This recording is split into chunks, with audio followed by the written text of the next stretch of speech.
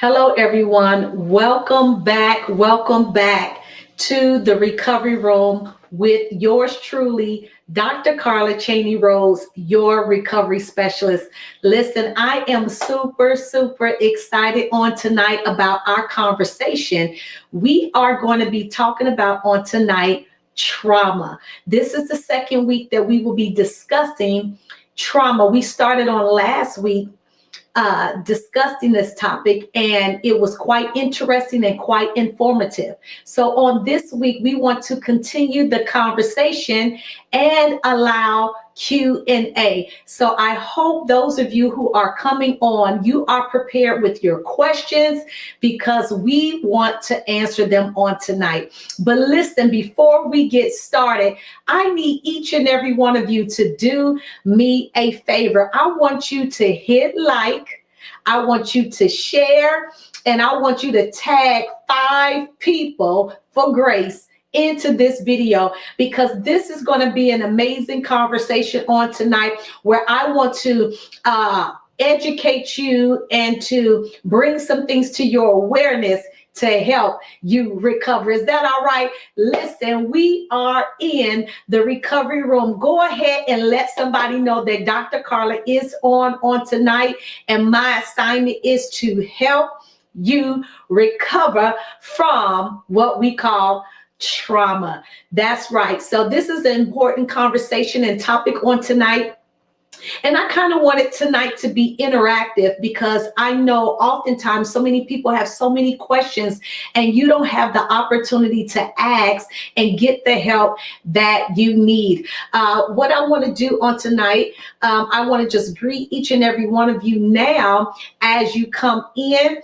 And listen, those of you who are coming on the replay, if I don't shout you out, that's because maybe we're just engaged in the conversation, but know that I love each and every one of you. But if you could just come on in and say hello in the comments, put your name there and let me know where you're from. On tonight in the comments, if you have questions regarding trauma, I want you to go ahead and put it in the chat. That's right. Put it in the chat. All right. I see one of my spiritual daughters is on tonight. Prophetess Cookie Gamble. God bless you, daughter. Thank you so much for joining us on tonight. Listen, go ahead. Those of you that are coming on, go ahead, like, share, and tag at least 5 people in the video on tonight. So listen, on last week, we were able to give you some statistics on trauma. And we found out that everyone needs recovery from trauma because everyone in the world has at least experienced a traumatic event at least one time in their life.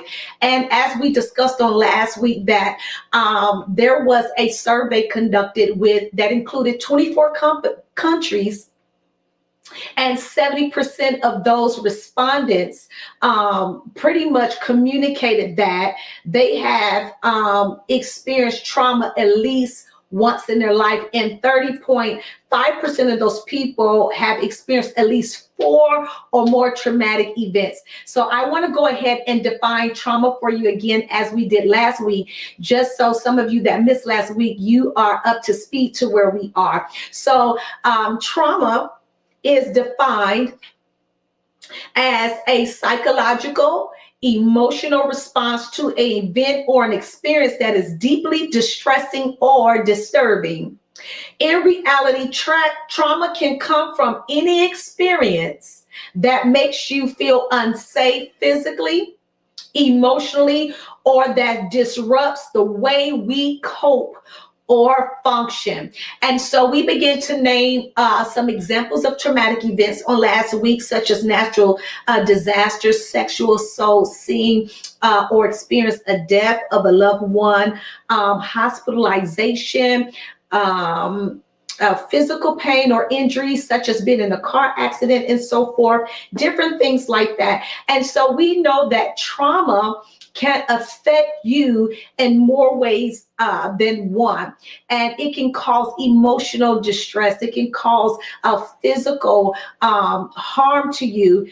So we are discussing trauma on tonight because this is a very important topic, and many of you just may not quite know what's going on with you, why you are experiencing some of the signs and symptoms of trauma that we went over on last week as well. That your body responds to trauma in different ways. Your brain is even affected by trauma. So we just want to get right into it. I hope that you all are getting ready and getting your questions together, because I want to talk about it on tonight. I want to help some people on tonight.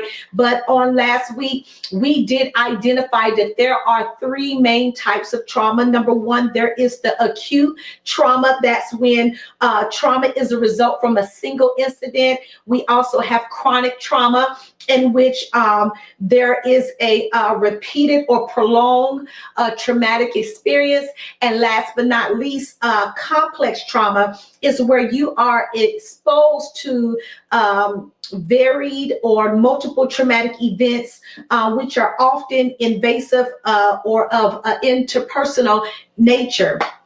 So we want to make sure that you understand the three types and that they fit in different categories. And depending on the type of trauma that you have experienced, your recovery process or the way you recover could be totally different. But so I see some more people are coming on tonight, and I'm excited. We are going to do a Q&A and also have the conversation. Many of you may have experienced traumatic events and just didn't realize that that particular event was traumatizing to you and that it affected you in more ways than one. And a lot of times experiencing traumatic events can affect your behavior, also how you respond to things, and your future relationships. So some of you may be having issues even in your marital relationships or friendships, relationships as it relates to being in ministry or leadership relationships on your job with your managers, because it could be a negative result of a traumatic experience. So that's why this topic is so important tonight, because it brings awareness and it educates you on what you could potentially be experiencing. So as we talked about last week, that many people recover differently from trauma, and some people's recovery may take a little longer, especially if they are experiencing what we call PTSD, post-traumatic disorder. And research has shown that most people who may have served in the military are more prone or apt to suffer from this, because they are experiencing a lot of death. They're seeing things being blown up, and they are having it has affected them in a very stressful way. And being in war or engaged in war, it causes your body to respond in a certain way, in a stressful way. So this is so important on tonight, this topic. And as we discussed before, that sometimes when you experience trauma, it can be so overwhelming that what happens is it affects your brain to the point where your brain can experience stimuli that trigger overactivity in what they call the amygdala, and it somehow connect to the traumatic event, and it causes that information to be compartmentalized in your brain in a certain area as a protective mode. It goes into a protective mode, okay? Because you're not quite healthy enough to deal with that particular event at that time. And when you experience trauma, it affects the brain in such ways it causes chronic stress. It can heighten fear. It increases irritation. So what makes it harder for some people who are suffering from trauma to calm down or even sleep.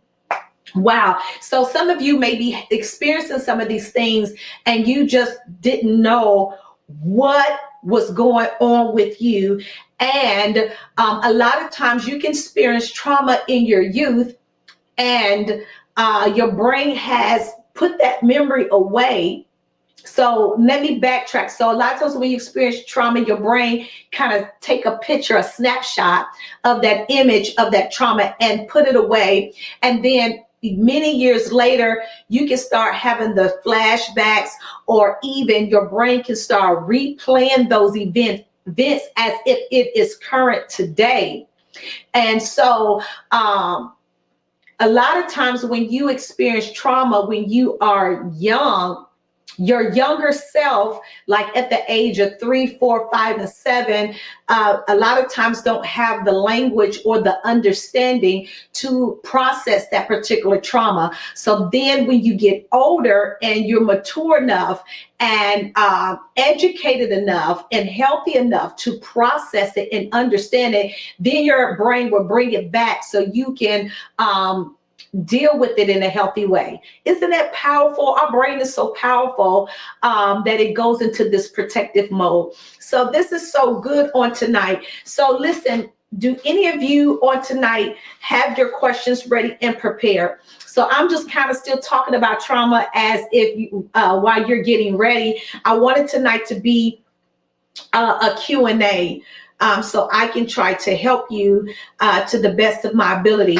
But one thing on tonight I did want to talk about that I thought was very, very interesting and very, very important. In my research, I began to learn that there is something important called trauma dumping. That's it. Put that in your notes. Trauma dumping. Trauma dumping. Did y'all hear that? All right. I want you to write that down.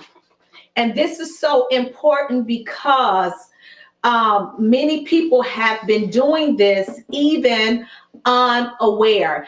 And the reason why, first I'm going to tell you what it is. The reason why this is so important because we can be actually responsible for traumatizing others, wow, without even knowing it. So trauma dumping is the sharing of trauma without permission in an inappropriate place and time to someone who may not have the capacity to process it. That's trauma dumping. And nowadays it has become so commonplace on social media that our children or our kids today may have come to accept this as normal, but it's absolutely not normal. And so we have to be careful with trauma dumping because a lot of things that you may be able to handle, you have to be mindful that somebody else may not be able to handle. So a lot of times we can be guilty of going through something and without permission, we'll just go dumping on somebody and share that traumatic experience, not knowing how that's going to affect the hearer. All right, let me give you some examples of that. Okay, so nowadays on social media, many of you are exposed to YouTube, and I don't know if you've seen it, but I've seen it with technology that we have our video cameras on our phones, that many people have recorded people in real life being murdered. We've seen this on the news. We've seen people in cars, like just getting their brains blown out, and different things like that. And I'm really trying to be careful with saying these things even openly, because somebody might even be able to handle that. And just, rapes and different incidents, and they'll go post it on Facebook or social media, not even thinking that the viewer can't handle that, and it can take the brain on an overload and affect the brain in such a way that it literally can cause damage. Wow. We have to be so careful that we are not trauma dumping. And now the person who received this information or viewed this thing without permission or was caught off guard, their body is now responding to it in a way and causing them to have some experiences that they may not be ready for. It could cause them to have nightmares, sweats, and visions or replays that's kind of can be very, very tormenting. And that can also cause a sense of anxiety or anxiety attacks. So we have to be very, very careful that we're not trauma dumping. Another example, for instance, if you receive news that a family member passed away or lost their life in a traumatic experience. So I was thinking about this the other day. We nowadays, because of technology, we can be so reckless. And I hate to say it like that, but we have to be careful that we're not reckless with releasing traumatic information. So how many of y'all have experienced that tonight where you just get a text message and say such and such got killed, such and such died, and people release this information with no sensitivity of, number one, where you might be at that time, what you may be doing at that time, what you are experiencing at that time. You may be going through a very hard time in your life. You may be at a place that was not conducive for you to receive that information at that time. So for instance, if I was going to communicate to someone that a close family member died, first and foremost, I wouldn't send a text message. I would first reach out to that individual, preferably if you can do it in person so you can make sure that the person is going to be okay. But if you have to make a phone call, I will first, kind of ask probing questions like, hey, how are you? Where are you at? I would never release that type of information to someone when they're driving a car, because you can release that traumatic information to somebody. It can cause their brain to go into shock, and they may have a car accident and lose their life as well. Think about that for a moment. That's called trauma dumping. You don't know how your traumatic information or incident or event may affect someone. So we have to first make sure that the person is going to be okay that's getting ready to receive the information.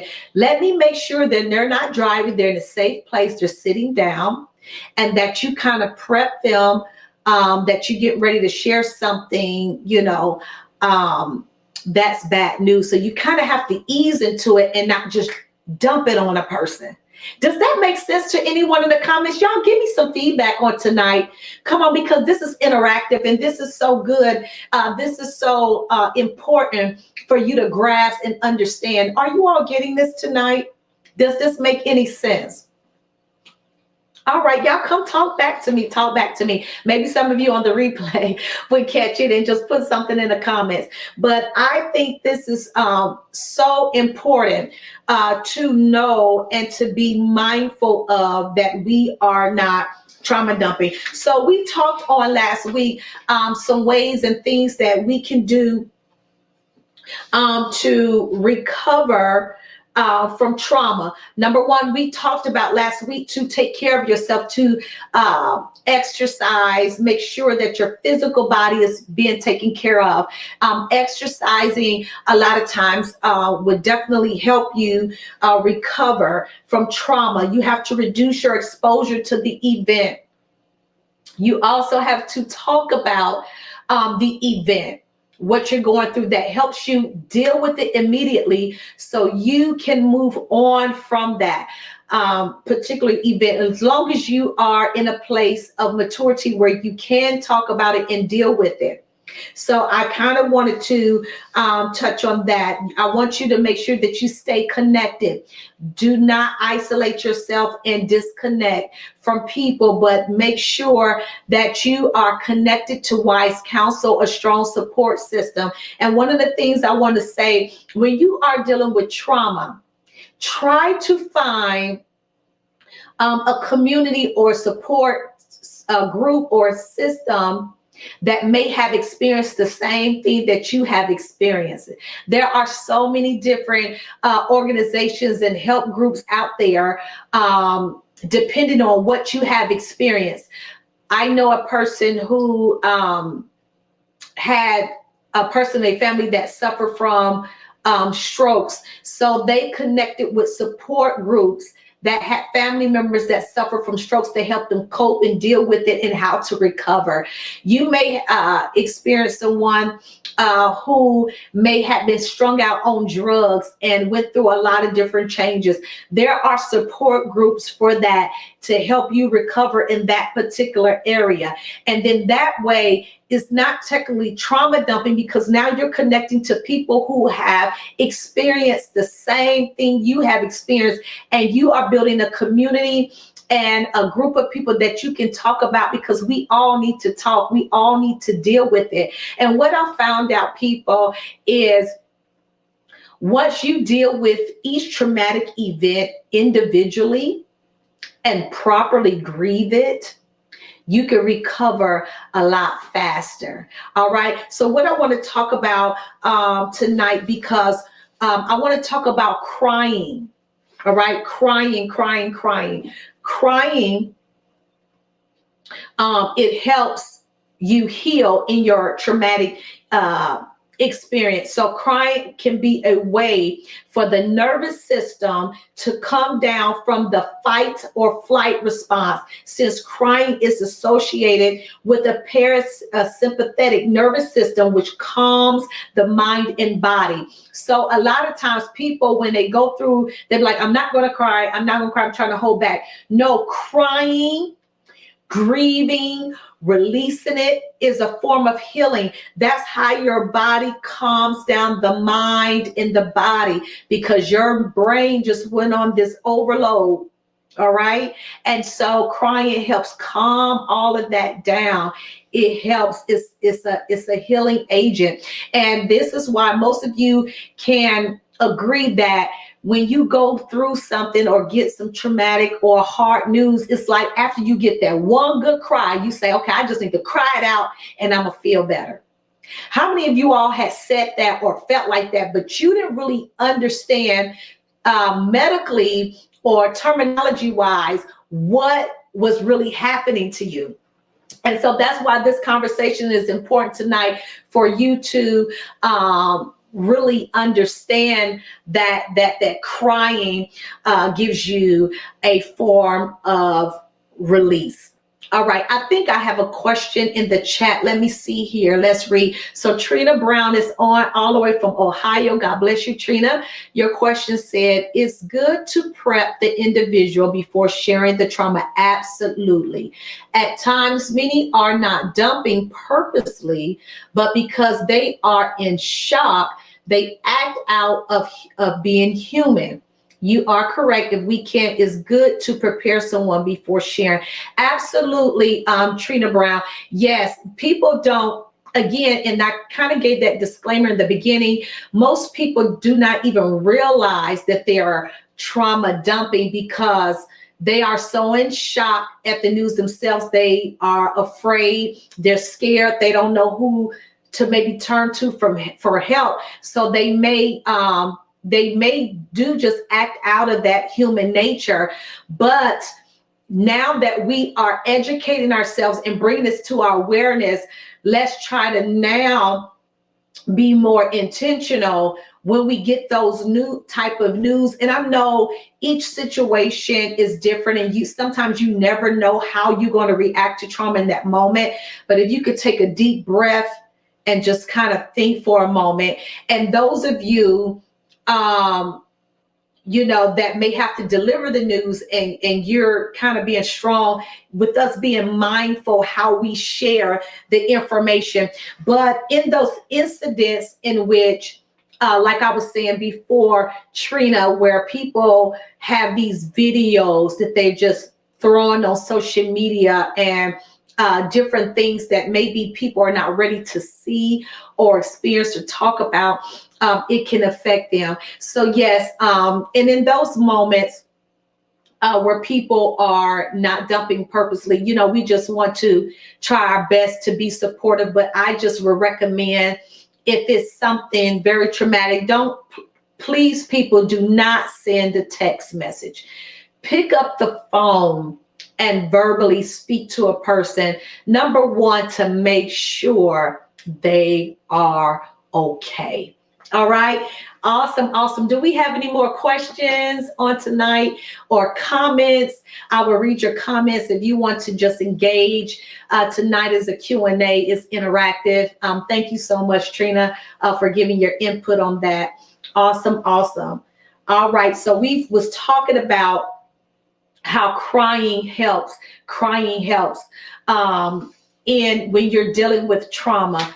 Also, we want to encourage you to get back into the routine. We talked about that last week. A lot of times people shut down. They stop bathing. They stop eating. They stop going to church. They stop going to fun events or activities that, get back into your routine.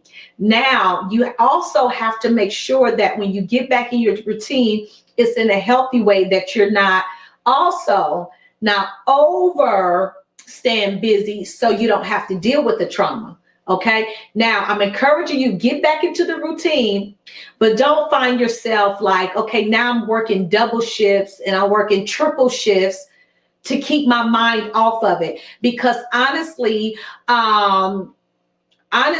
to properly heal is to grieve that trauma individually, immediately, or as soon as you can, in a healthy way, because the quicker you deal with it and grieve it, you can move on past it. And so your brain don't have to keep it stored there and bring it back. And a lot of times when we try to put it away, it's still going to stay there until we finally deal with it. So that's why that crying and release and that grieving, it helps you deal with it. So then you can move on and the healing can begin.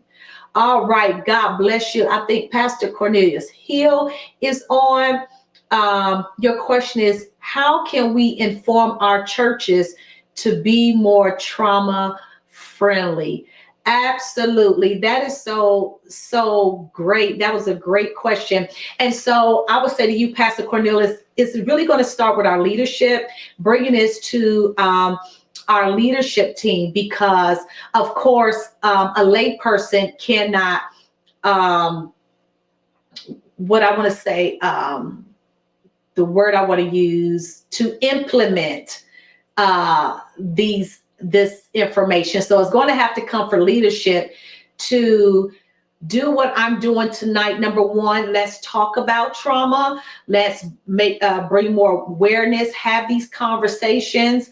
A lot of times we can take out of a month, one of our Bible study sessions to inform the people on trauma, the effects of trauma, the signs and symptoms of trauma, and how to recover from them. So being more informative, opening up awareness, having the conversations, because, one of the things I found out, Pastor Cornelius, is a lot of things that we are experiencing that are physical and things we can do to help heal that sometimes, not all times, that the body of Christ, we can begin to demonize or spiritualize something that is a natural and medical response to trauma, that we have to administer our healing a different way. All right. And a lot of times that we're binding or trying to cast out a spirit when it's neither a spirit or something we can bind, in other words, but it's something that we must do physically and be intentional about to heal in that process. So I love the fact that you wanted to know, how can we do that? And it's really just going to come with our leadership across the board, taking the time to be intentional, to open up the awareness. And even if they're not skilled and qualified in this area, if they can bring in a certified therapist, a counselor, to have these conversations. And I'm learning that, in our learning and growing, we can always preach at you, but we have to take these moments to teach you and make you more informed of what's really going on in your body. And a lot of times, trauma affects your mood swings. It affects your memory. All of these different things, and people can get frustrated with you or think you're just a mean person, don't understand why you're responding a certain way. They don't even know, and sometimes neither do you, that you are experiencing the symptom of a traumatic experience. Wow. Wow, wow, wow. All right, so yeah, so this is great. This is great. And I believe this is why God have me at this time in the recovery room dealing with this topic. Listen, is there anyone else out there tonight that have a question on trauma? We're dealing with this tonight because this is so important. So many of us have experienced complex trauma, and we defined that earlier. You've experienced so many different types of trauma at the same time, back to back to back, that some of you have not even been able to come up for air to really recover, and you're acting out or responding in different ways that you just don't even know. So you have to take moments where you taking care of your body, you're eating right, you're exercising, taking deep breaths, and different things like that. Okay, Pastor Cornelius said, will you have this conversation on Clubhouse? You know what? That's a great suggestion. I may just do that, have that conversation on there. This is a great topic. I know many others have been having this conversation as well, but this is really good, and that's not a bad idea, potentially, yes, to take it to that platform. But I wanted to come on here live to really be able for you to see me and just interact. But yes, this is a great dialogue, because I think as we get into it, many people probably have experienced more traumatic experiences than we really know. And so something else I wanted to talk about as it relates to trauma, I kind of want to talk about the 3 areas also of your brain that trauma affects. So there's 3 areas of the brain, and let me pull this up for you. One is called the amygdala part of your brain. So this is the region of your brain that's primarily associated with emotional processes, and it's located in the medial temporal lobe, just anterior to the front of the hippocampus. So with this area of your brain, this regulates your emotions such as fear and aggression. So when you experience trauma, it can cause your emotions to be out of whack. It can cause you to be fearful, and it can cause you to be aggressive. You know, a lot of times some people are just so aggressive, and you're like, why are they mean all the time? They're just angry. And we're quick to say they're mean, they're angry, they're just this person. We don't know that their body is manifesting trauma. Wow. Wow. And so now this will help us a lot of times when we begin to pray for people and minister to people, and we can be more sensitive and say, you know what?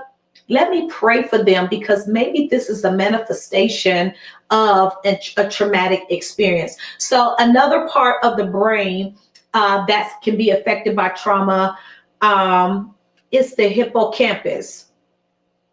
All right. Let's see here. So the hippocampus, this will affect the ability to recall some memories for trauma survivors. So this is why many people, honestly, you may be thinking you are experiencing early Alzheimer's, or you wonder why your memory is be affected, and people taking all these brain vitamins and pills. Could it be that your hippocampus part of your brain has been damaged because you may have experienced so many traumatic experiences that it had an impact on your brain. Wow. Wow, wow, wow. This is so powerful on tonight. And so we can be more even strategic with our prayers and how we help to recover from this. So again, this part of your brain, the hippocampus, it affects regulating your learning, your memory encoding, memory consolidation, and spatial navigation. So some of the things that you could do to help recover this part of your brain damage is to exercise regularly. It's been proven that exercise offers neuroprotective and cognitive benefits, especially pertaining to the memory and learning process. Then you also have to keep your brain stimulated and also maintain a healthy and well-balanced diet. All right. And a lot of people that's when this part of the brain is affected, that's when they have mood dysfunctions and changes in their behavior. And you wonder why, like, what's wrong with them? They may have experienced trauma and have damaged this part of their brain. Wow. This is something, and you have problems storing memories, difficulty recalling long-term memories. You're disoriented. You can start getting lost in familiar places, losing or misplaced often. And I'm gonna be transparent here. I remember there was a time many, many years ago, I experienced a traumatic experience. And it was so traumatic, I didn't even realize how traumatic it was. And I literally was supposed to be driving to school, and all of a sudden I was lost. I didn't even know where I was. I had to park my car and stop for a minute. And I was like, where am I? Like, it affected my brain in such a way. It took me a minute to sit there for my brain to snap back in and to remember where I was and to remember how to get home. Yeah. So a lot of us are trying to maybe medicate something, not knowing it's a result of that traumatic experience. And so some of the things that we can do let me back it up. And have any of you all seen people or even experienced like losing or misplacing items a lot? And you like, where are my keys? Where it is? I'm always misplacing something. You can't find nothing. That can also be a result of you experiencing a traumatic experience. Wow. And you just thinking, you just losing something. But when you see that this is very often, begin to pay attention to these things and tap into it. So some ways that you can improve your hippocampus function. Again, like I was saying with the other one, exercise is good. They even mentioned eating fish, drinking coffee, eating blueberries, eat dark chocolate, and practice mindfulness. Wow, isn't that interesting? So they also said to hopefully most of you are saved on here tonight, but if you are not saved, it says to abstain from alcohol. That's right. Abstaining from alcohol will reverse the hippocampal damage within 6 to 12 months. Wow, so refrain from alcohol. So last but not least, the last part of the brain that's affected by trauma is called your prefrontal cortex. All right. And so so after trauma, what happens is the rationality, your rationality might be overridden by your prefrontal cortex, which will have a hard time regulating fear or emotions. And so this is why a lot of times people have panic attacks or their emotions is all out of whack because of the traumatic experience. So I am going to just kind of wrap it up there because of time, but I just want to leave these last few pointers here, but even to help recover from that is to from the prefrontal cortex is to try behavior therapy. So you might need assistance from a therapist to help you with your behavior because it affects that. You have to minimize distractions because this causes problems with your attention. Yes, you have to create a routine because people that have prefrontal cortex damage often struggle to plan or initiate activities on their own. And they have to practice tasks in a sequence. All right. So, wow. And I bet many of you can identify that you may be experiencing some of these things, but you just didn't know quite what to do to start trying to recover. So listen, if you are a person that experienced anything traumatizing, start trying to at least be intentional with exercise, prayer. And so this on tonight was so powerful. And just like on last week, I did mention about Joseph in the Bible. He experienced a traumatic experience to be abandoned and rejected by his family, his 11 brothers, to be thrown into the pit, for him to go to prison, to serve as a slave. Like literally, I want to say it was like 13 years or so that he served in prison, and almost 22 years before he was even reconciled back to his family. That's traumatic. But we know that Joseph recovered. And when Joseph recovered, the Bible talks about how he wept, he cried. Wow, when he finally came in communication with them. And what did we just talk about? Crying. That helps calm down the mind and the body, and it start bringing that healing and that release. He wept. He forgave them. My goodness. And he began to release that thing out of his heart. And it was like when he wept, when he grieved, when he finally confronted the situation, it brought healing and restoration to him, and his family was able to recover. All right. So on tonight, I hope this was helpful. I hope that this blessed you in some way or not. But we are here in the recovery room. We're dealing with real life situations, real life issues as it relates to your mental health. I am Dr. Carla Chaney-Rhodes, your recovery specialist, to encourage you to recover. Listen, on tonight, I know and believe that this lesson has added value to your life. And so what I want to do on tonight, I want to ask you if you would do me a favor and sow into the ministry and so on tonight to add value back into what you received on tonight. And so I personally would like to thank each and every one of you for joining. I want you to purpose in your heart to sow a seed on tonight. All right. This has been absolutely amazing. Listen, we're going to be on here every Thursday at 8 p.m. Eastern Standard Time in the recovery room to help you recover, to help you to be knowledgeable and educated on certain things.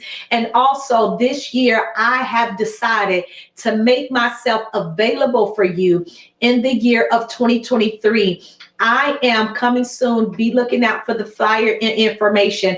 I am going to be offering one-on-one recovery counseling coaching sessions for you, private marriage coaching sessions. And not only that, but what I'm really, really excited about is the recovery room mentorship. Coming the month of February, I will be offering 4 exclusive weeks of mentorship. Is going to be in a private Zoom session. There will be an affordable cost for that. And so I want you to be preparing your hearts and minds to participate in that. I'm going to do a 4-week exclusive mentorship on the prophetic. That's right. It's going to be called the Prophetic Blueprint 101. And in that package, you're going to learn about your prophetic identity. You're going to learn how to hear the voice of God. You're going to understand the prophet's call and so much more. Oh my goodness, it's going to be absolutely loaded, and I've been preparing for it. I'm excited about it. Many of you, you just don't know what your prophetic identity is. And I promise you, when you leave this mentorship, you're going to know whether or not you are a prophet, whether or not you have the gift of prophecy, or if you prophesy from the spirit of prophecy. It's going to be absolutely amazing. I'm excited. I want you to start getting prepared for that. It's going to be the entire month of February. That's right. We're going to meet for 4 weeks on Thursday nights at 8:45 p.m. So I'm putting that out there, getting the word out. We're getting some things put together for you. If you are interested in that on tonight, I want you to send me an email on tonight to Dr. Carla Chaney-Rhodes at gmail.com. Is also going across the screen. It's the same email connected to the Zelle. Is Dr. Carla Chaney-Rhodes at gmail.com. But in just a few days, you will be able to go to my website to sign up for the Prophetic Blueprint Mentorship program. Actually, it's the Recovery Room Mentorship with Dr. Carla Chaney-Rhodes. And I want you all to spread the word. I want you to recommend someone to attend, and as we get into it, it's going to build, it's going to grow. And I'm telling you, I'm going to be getting into the nitty-gritty. One of those, anybody that knows me, they know that I love being deep. I like to dig deep into topics and things. And so we're really going to have an amazing time where you're going to have that private Zoom with me. We're going to allow you the opportunity to be able to ask questions, to dialogue. And not only that, you will be receiving prophetic ministry from me. I will be prophesying and speaking into your life to all of our mentees that will be participating. All right. So I'm super excited. Those are all of the announcements. I want you to make sure that you share the flyer. Tell people that to meet us on here in the Recovery Room every Thursday night. All right. God bless you. I love you with the love of the Lord. And until we meet again, same place, same time in the Recovery Room. God bless you.